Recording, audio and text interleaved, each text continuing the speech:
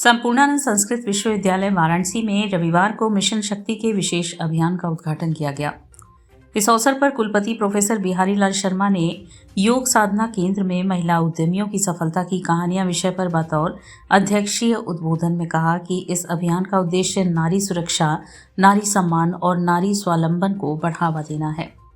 इसके अंतर्गत महिलाओं को सशक्त बनाने और उन्हें अपने अधिकारों के प्रति जागरूक करने का प्रयास किया जा रहा है।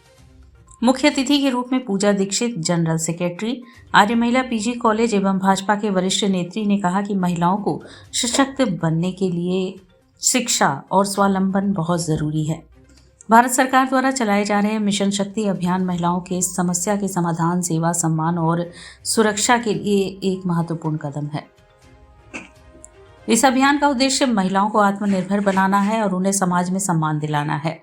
वार्षिक स्वागत विज्ञान विभागाध्यक्ष प्रोफेसर जितेंद्र कुमार ने किया।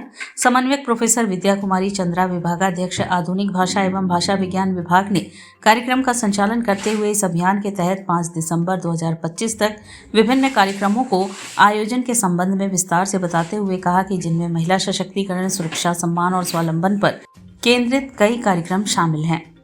साहित्य संस्कृति संकायाध्यक्ष प्रोफेसर दिनेश कुमार गर्ग ने धन्यवाद ज्ञापित किया।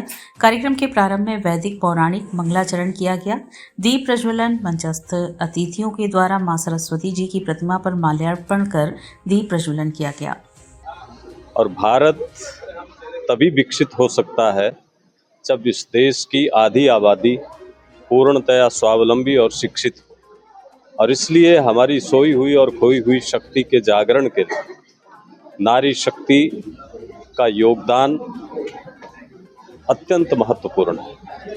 और ये इस बात को सरकार अच्छे से समझती है कि भारत को अगर अपना लक्ष्य प्राप्त करना है तो नारी शक्ति के जागरण के बिना वो संभव नहीं।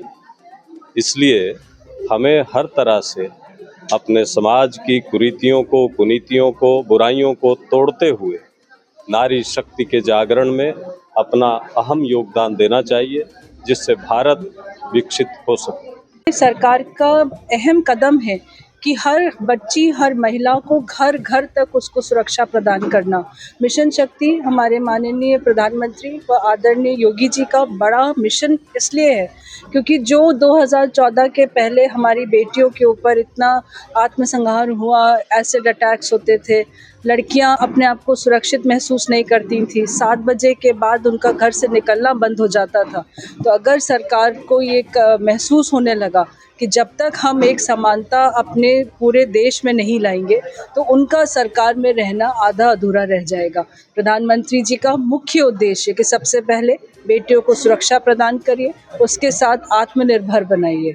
ये दोनों को साथ लेकर मिशन शक्ति चल रही है और यकीन मानिए इसका 5वां फेज़ आया है, ये अपने में एक प्रबल रूप लेकर आया है। हर बेटी सुरक्षित है, उसका आत्मसम्मान जागा हुआ है और इस देश में जहाँ बेटियाँ जाग गई तो निरंतर प्रगति की ओर कोई विकसित हमारे सपना जो 1947 का प्रधानमंत्री जी का है वो पूर्ण होता दिख रहा है।